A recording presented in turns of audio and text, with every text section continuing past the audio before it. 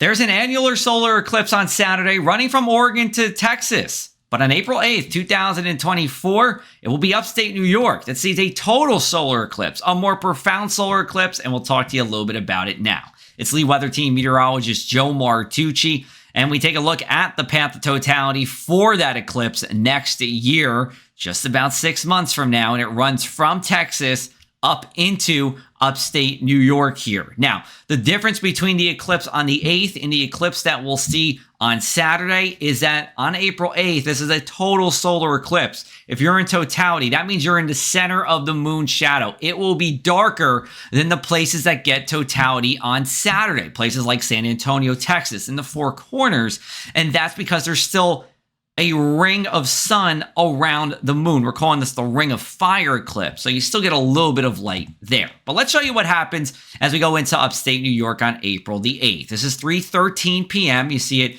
in Cleveland and Akron, Ohio. Give it just 2 minutes later, it's entering the New York space here. Now, this is going to be brief. Eclipse will only be for about 3 minutes at most. In fact, look at Buffalo.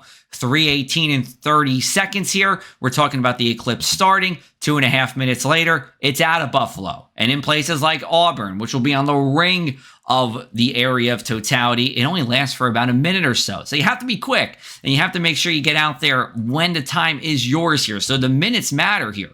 Then as we go into 3:25 and 3:26 p.m., it's getting into the Adirondacks here. You see Ticonderoga just on the cusp of eclipse here. It might just be like that for a second or two.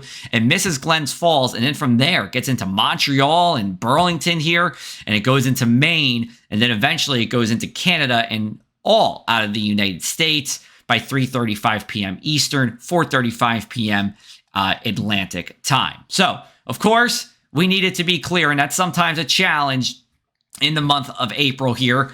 In Buffalo, there's a 40% chance it's cloudy at any point of the time in the month of April, including April the 8th here. Auburn, New York's even higher, 45% chance. Your best likelihood in upstate New York to see the eclipse with a clear sky, on average, would be near Ticonderoga and on up near the Vermont border, but it's still relatively about the same. You have about a 3 in 5 shot of at least it not being cloudy, although for it to be completely sunny, these percentages range between 15 to 20%.